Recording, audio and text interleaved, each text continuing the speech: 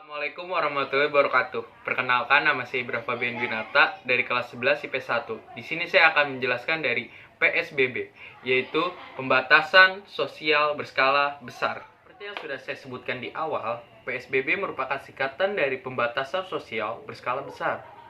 Namun, PSBB juga mempunyai arti lain, yaitu di mana suatu wilayah yang sudah terindikasi akan adanya COVID-19 atau virus corona, maka wilayah tersebut dibatasi aktivitas di luar rumahnya.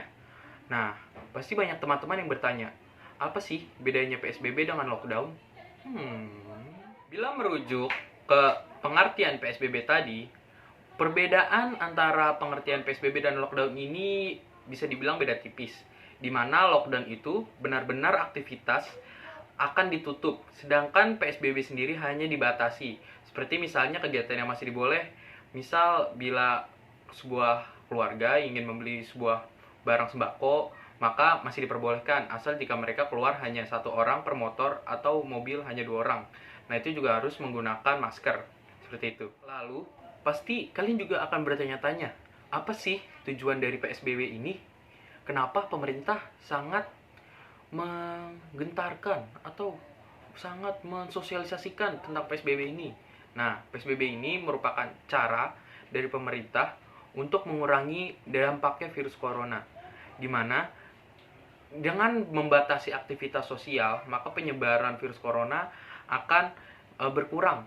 Nah, juga ada makanya gerakan yang bernama stay at home. Jadi, orang-orang yang sehat lebih baik untuk di rumah agar menjaga dirinya tidak sakit atau tidak tertular dari orang-orang luar karena mereka masuk ke dalam kerumunan.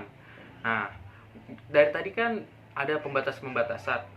Nah, berikut ini adalah pembatasan-pembatasan yang dilakukan oleh pemerintah. Yang pertama, tentunya kegiatan belajar mengajar di sekolah. Seperti kita, para siswa, kita dirumahkan. Kita bukan diliburkan, tapi kita belajar di rumah. Kita belajar di rumah dengan menggunakan Si Pintar, Simak, Google Classroom, Zoom, Google Meet, dan masih banyak lagi. Yang kedua adalah bekerja di rumah. Bekerja di rumah ini untuk mereka, perusahaan-perusahaan yang bisa mempekerjakan karyawannya untuk kerja di rumah. Nah, ini juga sering disebut dengan work from home atau bekerja di rumah dalam bahasa Inggris juga. Akan tetapi, ada beberapa perusahaan yang dibolehkan untuk tetap berproduksi saat PSBB ini, seperti perusahaan-perusahaan untuk sembako, perusahaan-perusahaan untuk makanan, minuman, dan lain-lain. Perusahaan tersebut boleh memproduksi dan boleh mempekerjakan karyawan di pabrik-pabrik tersebut. Karena tentunya kebutuhan pokok ini masih sangat dibutuhkan oleh warga di Indonesia. Yang ketiga, lalu juga ada pembatasan aktivitas dari kegiatan beragama, yang dimana contohnya saat bulan Ramadan ini sudah tidak ada sholat tarawih, ataupun nanti tidak akan ada sholat id bila ini masih berkepanjangan. Walaupun begitu, masih banyak sekali warga-warga yang memaksa untuk tetap sholat tarawih pada bulan Ramadan ini.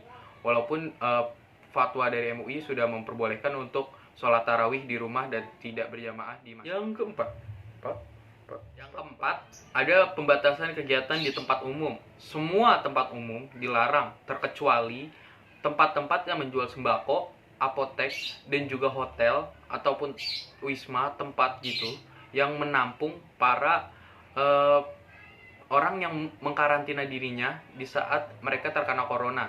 Tempat-tempat itu masih diperbolehkan untuk buka. Yang kelima ada pembatasan dari transportasi, di mana sekarang misal Gojek ataupun ojek online sekarang sudah tidak menyediakan layanan GoRide atau layanan dengan motor membawa penumpang.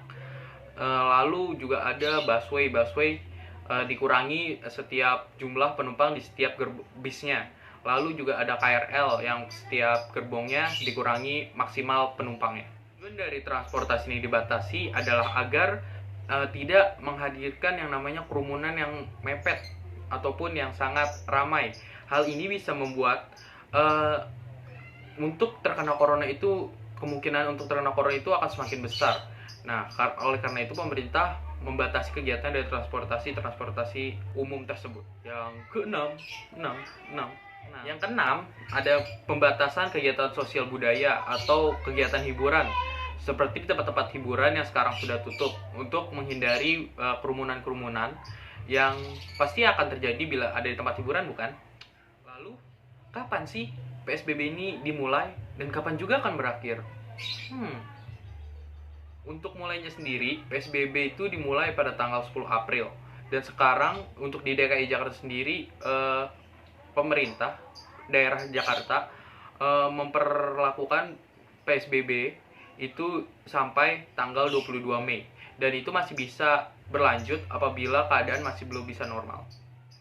Lalu, bila ada warga yang melanggar PSBB, apa aja sih sanksinya? Sanksi sendiri bagi para warga yang masih melanggar PSBB untuk saat ini hanya berupa teguran dari pihak kepolisian. Namun, apabila para warga ini tetap kekeh untuk melanggar PSBB, maka akan ditindaklanjuti dan akan terkena hukum pidana. Jadi untuk sementara masih teguran ya, dan jangan lupa untuk selalu pakai masker. Sekian yang bisa saya sampaikan, kurang lebihnya mohon maaf. Wassalamualaikum warahmatullahi wabarakatuh. Stay home, salam sehat, bye.